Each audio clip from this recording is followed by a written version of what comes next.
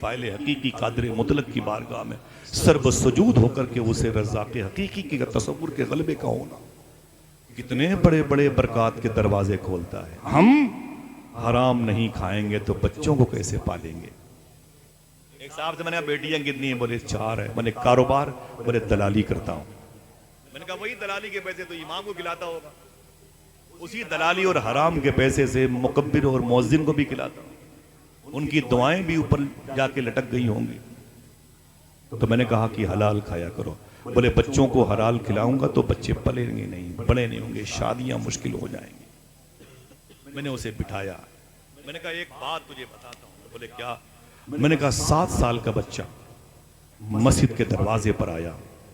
دیکھیں 7 سال کا بچہ مسجد کے دروازے پر آیا. سارے نمازی مسجد کے اندر، سارے نمازی مسجد کے اندر اور بچہ مسجد کے دروازے کے باہر.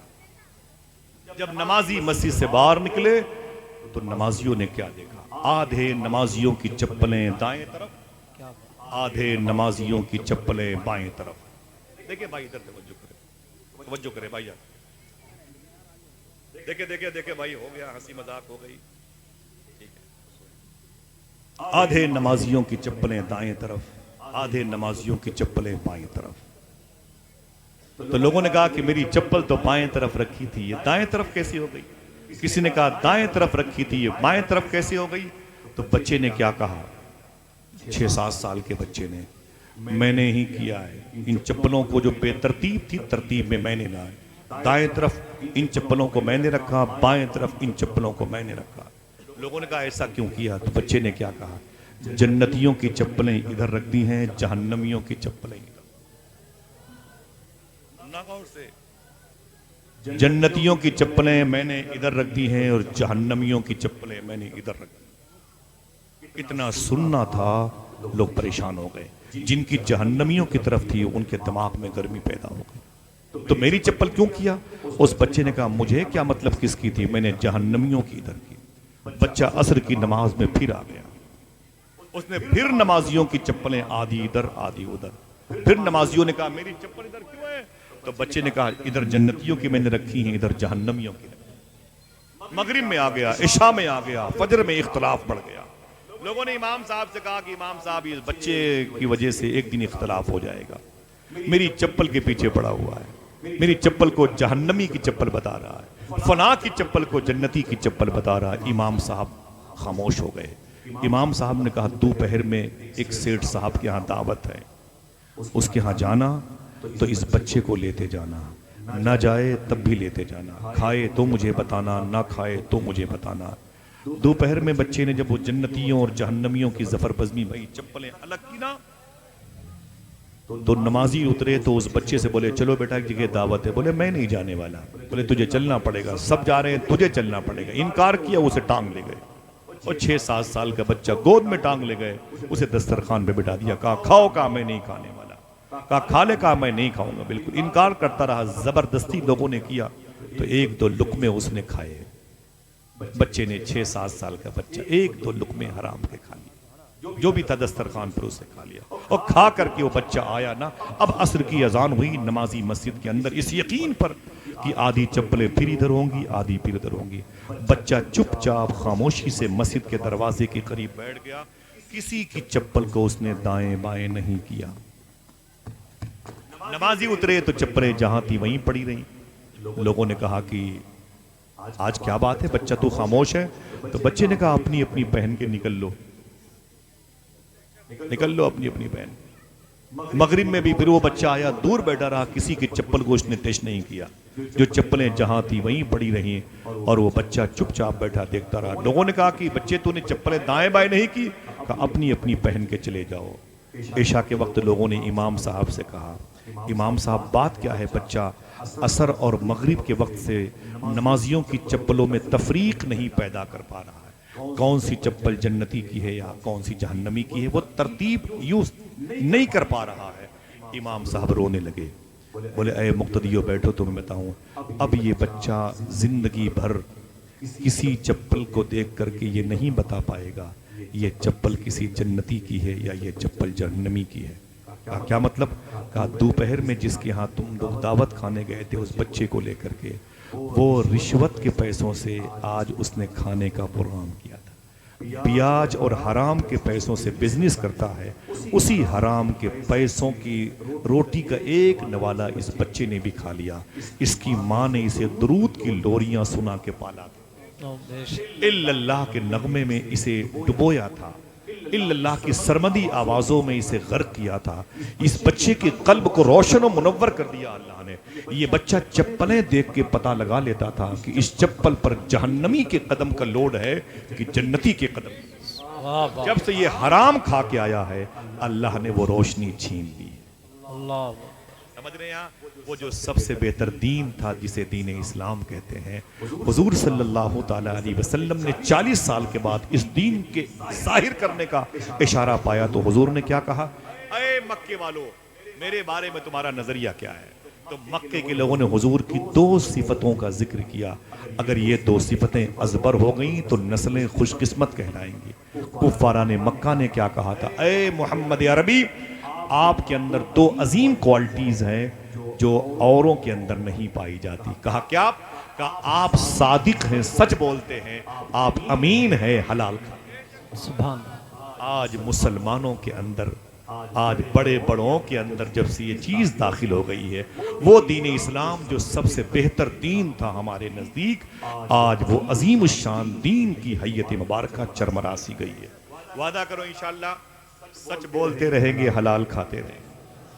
ہم آپ سے کہاں کہہ رہے ہیں کہ پوری کائنات جائے، جامعۃ الرضا، جامعہ منظر اسلام، مظہر اسلام، نوریہ باقرگنج، جامعہ علیمیہ، جامعہ اشرفیہ، کہاں کہہ رہے ہیں آپ سے؟ جامعہ ازہر ایجپٹ جائیں آپ، ترکی جائیں، کہاں کہہ رہے ہیں آپ؟ لیکن سچ بولتے رہو اور حلال کھاتے رہو تو خدا کی قسم آپ کا بچہ ایک عظیم امام کے پیچھے نماز پڑھنے والا، نماز پڑھے گا امام کے پیچھے، لیکن اس کے پیچھے ہونے کی برکتیں گزرے ہوئوں کو ملتی رہیں گی انشاءاللہ۔ جس گلی سے گزرے گا لوگ کہیں گے خدا کی قسم وہ جو سب سے بہتر دین ہے اس دین کا یہ فالوور جا رہا ہے۔ ایک دم لوڈ نہیں ہے اسلام جو آج ہمارے پاس ہے۔ ہمارے پاس جو دین ہے، جو اسلام ہے، وہ بڑا ہی مبارک دین ہے۔ اگر اس موضوع پر بات کروں تو گھنٹوں لگ جائیں گے آپ کو، لیکن یہ وعدہ کرو اس دین کو ہمیں لانچ کرنا ان فقیروں درویشوں کے توسل سے، تو ان کا مشن تھا کہ دسترخوان کے لقموں کو حلال نوالوں سے تر کیا جائے۔ انشاءاللہ بولیں، انشاءاللہ، دل سے بولیں انشاءاللہ۔ میں نے پوچھا تھا صوفی سلطان میاں شاہ صاحب قبلہ سے، حضور غوث اعظم کے ابو شیخ موسیٰ جنگی دوست نے ایک نہر سے بہتا ہوا سیب کھا لیا تھا، میں نے اس نہر میں وضو کیا جیلان میں، ایران میں جا کر، الحمدللہ رب العالمین۔ میں نے پوچھا صوفی سلطان میاں صاحب قبلہ سے، غوث پاک کے ابو بہتا ہوا سیب کھا لیا تھا، مفتی صاحب، جبکہ اگر غوث پاک کے ابو بہتا ہوا سیب نہ کھاتے تو سیب سڑ جاتا۔ اس بہتے ہوئے سیب کو غوث پاک کے ابو نے سڑنے سے بچا لیا، سڑنے سے بچا لیا، اس پر پلانٹی لگائی شیخ عبداللہ سومعی نے 12 سال کی۔ میں نے کہا یہ بات میرے پلے نہیں پڑتی ہے، خدا کی قسم رو کے بولے ارے باپ رے باپ۔ فرمایا غوث پاک کے ابو جانتے تھے کہ اگر میں نے کھانے پینے میں اس قدر احتیاط نہ کیا تو میرے گھر میں اولیاء کا سردار شیخ عبد القادر جیلانی کیسے پیدا۔ سبحان اللہ، سبحان اللہ۔ باتیں سمجھ میں آتی ہے؟ یہ ضروری ہے کہ دسترخوان کو پاک کرو ورنہ بچیاں آوارہ ہو جائیں گے۔ اب یہ اس مجلس میں ان بزرگوں کی، ان کی لائف بڑی پیاری ہوتی ہے، ان کی زندگی بڑی پیاری ہوتی ہے۔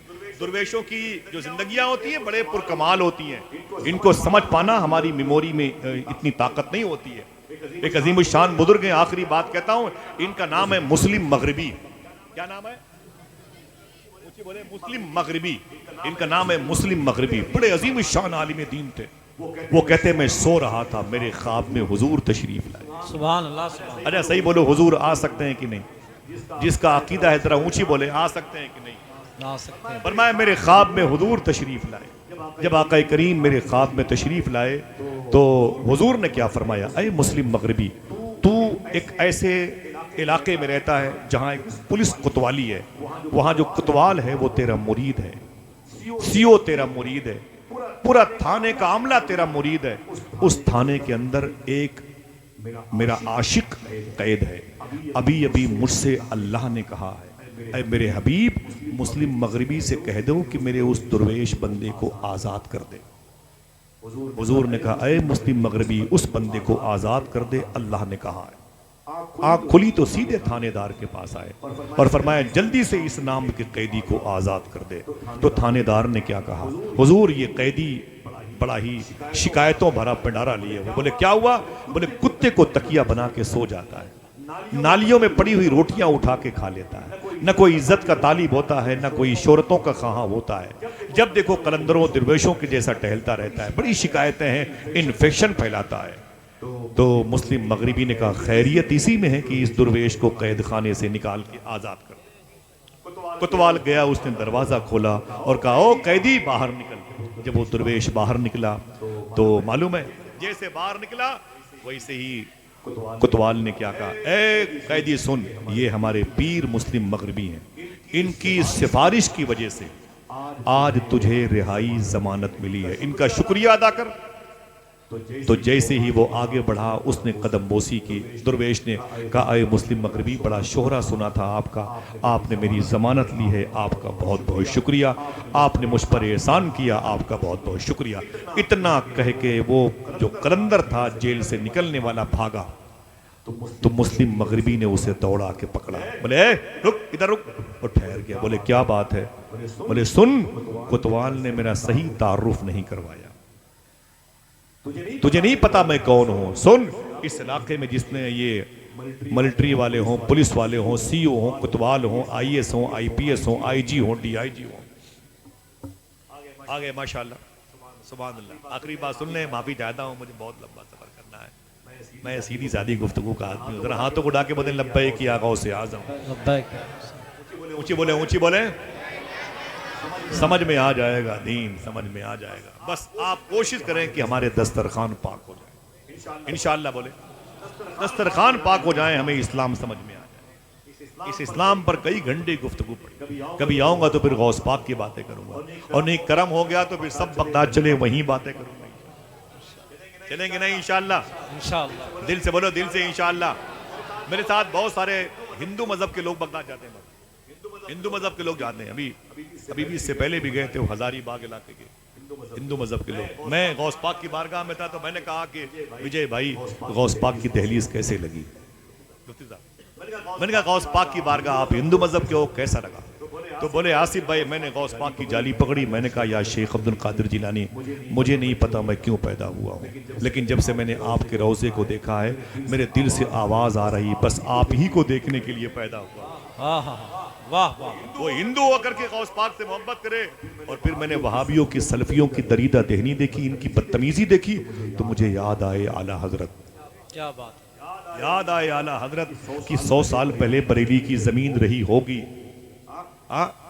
مرکز عشق رہا ہوگا، سوداگران کی گلی رہی ہوگی، علامہ رضا علی کا بیٹا علامہ نقی علی، علامہ نقی علی کا لاڈلا اعلیٰ حضرت اپنی مبارک مسند پر بیٹھے رہے ہوں گے، آپ کے ہاتھ میں قلم رہی ہوگی اور سامنے ایک ڈائری رکھی رہی ہوگی، آپ پر غوث پاک کی محبت کا غلبہ ہوا ہوگا، آپ نے منقبت شریف لکھنا شروع کیا ہوگا، طلب کا منہ تو کس قابل ہے یا غوث، مگر تیرا کرم کامل ہے یا غوث، عزومن قاتلن عند القتالی، مدد کو آ دم بسمل ہے یا غوث، جو اور اقتاب کو تیرے خدام کے آگے ہے ایک بات، جو اور اقتاب کو مشکل ہے یا غوث۔ میں ان کا لکھتے لکھتے اعلیٰ حضرت بڑے اشعار لکھے ہوں گے، پھر اعلیٰ حضرت کو وہابیوں کی بدتمیزی کے جملے بھی یاد آئے ہوں گے، اعلیٰ حضرت کو سلفیوں اور نجدیوں کی بے ادبی بھی یاد آئی ہوگی جو غوث پاک کی شان میں کہی، اور پھر اعلیٰ حضرت کو ان ہندو مذہب کے لوگوں کے دلوں میں غوث اعظم کی محبت کا چراغ بھی دیکھا ہوگا، تو اعلیٰ حضرت نے قلم کو ڈائری پہ رکھا ہوگا، ڈائری کو بند کیا ہوگا، داہنے ہاتھ کو پیشانی پر مارا ہوگا اور کہا ہوگا دتری کی ستم کوری وہابی رافضی کی کہ ہندو تک تیرا قائل ہے یا غوث۔ نعرے تکبیر، نعرے رسالت، فیضان غوث اعظم۔ میرے امام نے کہا کہ ہندو تک تیرا قائل ہے۔ کیا بات ہے، واہ واہ، وہ جائیں اور آپ نہ جائیں، چلیں گے انشاءاللہ، انشاءاللہ کم سے کم 15 سے 20 گھنٹے باتیں غوث پاک کی کبھی کروں گا، بڑی لمبی گفتگو ہے، جتنی باتیں کی نا اللہ کا شکر ہے کہ ساری باتوں کی دلیل موجود ہے، بس میں اختلافی باتوں میں پڑھتا نہیں ہوں، سمجھ رہے ہیں آپ؟ اللہ کا شکر ہے کسی کو اپنا مذہب پیارا ہوگا تو مجھے بھی اپنی آخرت پیاری ہے۔ الحمدللہ رب العالمین. ایک جملے بھی میں نے اپنی طرف سے نہیں کہے. میرے شیخ کا کرم ہے. بھول گیا میں بغداد شریف کتنی مرتبے گیا. کبھی کبھی تو 1 سے 1.5 مہینے میں 2 مرتبے غوث پاک بلا لیتا. میں کتوں سے بدتر انسان. ان علماء کی جوتیوں کی برکتیں سادات کی نوازشات ہے کہ بڑے پیر میں حاضری ہوتی. چلیں گے نہیں چلیں گے آپ انشاءاللہ؟ ہاتھ اٹھا کے بولیں چلیں گے انشاءاللہ. انشاءاللہ. کون سے لگائیں گے نعرے؟ لبیک یا غوث اعظم. لبیک یا غوث. اعلیٰ حضرت کی بارگاہ کی سب سے بڑی ایک عظیم نعمت ہے جسے غوث اعظم کا عشق کہتے ہیں. بے شک. سبحان اللہ. محبت سے بولے. نعرہ تکبیر، نعرہ رسالت. آئیے ذاکر بھائی ماشاءاللہ. عرص کمبل پوش حضرت ذاکر اسماعیلی صاحب قبلہ. ذاکر بھائی بہت بڑا نام ہے ماشاءاللہ. ذاکر بھائی سید صاحب کے قدموں میں بیٹھے. بہت مقبول آدمی ہے. مقبول اور مخلص آدمی ہے. غازی سرکار کی چوکھٹ کا فیض پایا ہے ماشاءاللہ. محبت سے کہہ دو سبحان اللہ. مسلم مغربی کہتے ہیں میں نے اسے دوڑایا، اسے دوڑا کے پکڑا. میں نے کہا اے ٹھہر. وہ ٹھہر گیا. بولا کیا بات ہے؟ میں نے کہا تجھے نہیں پتا میں کون ہوں؟ میں نے کہا کون ہے؟ وہ تو بتایا کہ آپ بہت بڑے پیر ہیں. بولے سن، بہت بڑے پیر نہیں، پورے علاقے میں میرے علاوہ کوئی کسی سے مرید نہیں ہوتا. پورے علاقے میں S D M, D M, I S, I P S, I G, D I G, یہ سب میرے مرید ہیں. پورے سرکل میں میرا سکہ چلتا ہے. علاقے میں مجھ سے بڑا کوئی عالم نہیں ہے.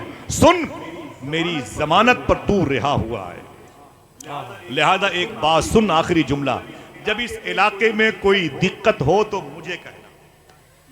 مسلم مغربی نے اس قلندر سے کہا جب اس علاقے میں کوئی دقت ہو تو مجھ سے کہنا. اس قلندر نے اب تک خاموشی اختیار کی، اب اپنی اوریجنلٹی پہ آ گیا. دیکھیں درویش کیسا ہوتا ہے. اس نے کہا اے مسلم مغربی، اپنی بتا دی میری بھول گئے. کہا تیری کیا ہے؟ تیری کیا ہے؟ تیری یہی ہے نا کہ تجھ سے بڑا کوئی عالم نہیں، تجھ سے بڑا محدث کوئی نہیں، تجھ سے بڑا مفکر کوئی نہیں، تجھ سے بڑا مجتہد کوئی نہیں. میری بھول گیا. بولے تیری کیا ہے؟ اس درویش نے کیا کہا؟ اگر آپ جاگ رہے ہوں گے تو کہیں گے سبحان اللہ. اس درویش نے کہا میں وہ ہوں جس کے لیے اللہ کے رسول نے تجھ سے خواب میں کہا. اللہ کے رسول کو اللہ نے کہا اے میرے حبیب جا کے مسلم مغربی سے کہہ دے اس فقیر کو رہا کر دے. اپنے بارے میں کہتا ہے کہ میرے علاوہ اس علاقے میں کوئی لائق معتبر شخصیت نہیں. اس علاقے میں کوئی مشکل کام پڑے تو مجھ سے کہنا. سن، میں تجھ سے کہتا ہوں کہ آخرت میں کوئی کام پڑے تو مجھ سے کہنا. سبحان اللہ. وہاں کوئی کام پڑے تو مجھ سے کہنا. اقبال کہتا ہے نہ پوچھ ان خرقہ پوشوں کے، ارادت ہو تو دیکھ ان میں یدے بیضا لیے بیٹھے ہیں اپنے آستینوں. یہ اللہ کے ولی ہیں. ان کی بارگاہ میں علم نہیں، ان کی بارگاہ میں دولت نہیں، جاؤ حشم نہیں، پراپرٹی نہیں، حسن نہیں، زلفے نہیں. آپ دولت و ثروت لے کے نہ آئیں، ان کی بارگاہ میں فقیر بن کے آئیں. انشاءاللہ نوازے جائیں گے یہاں بھی اور وہاں بھی. سب سے بہتر دین وعدہ کرو کون سا دین؟ وہ حضور جو لے کے آئے. سچ بولنے. اللہ ہم سب کو حلال کھانے کی توفیق عطا فرمائے. انشاءاللہ اس پر ہم سنجیدگی سے غور کریں گے تو آج کی جو آوارگی ہے نشے کی طرف اور تمام تر ادویات کی طرف، آوارگی کی طرف، انشاءاللہ اس سے محفوظ ہو جائیں گے. انتظامیہ کمیٹی کو، مفتی صاحب کو، سید صاحب کو، بڑے بھائی ظفر بھائی کو اس حوالے سے بہت ساری ڈھیر ساری مبارکبادیاں. ممبر کے علماء کرام کی قلیل تنخواہوں میں اللہ برکتیں عطا فرمائے. آپ کی گھر کی وہ جو مبارک آوازیں ہیں اللہ ان آوازوں کو کنیز فاطمہ کا صدقہ عطا فرمائے. دعا کریں انشاءاللہ کبھی زندگی میں کوئی بات شرع کے خلاف میری زبان سے نکلی ہو تو میں توبہ کرتا ہوں. استغفر اللہ ربی من کل ذنب واتوب الیہ. لا الہ الا اللہ محمد رسول اللہ صلی اللہ علیہ وسلم. ہاتھوں کو اٹھا کے بولیں لبیک یا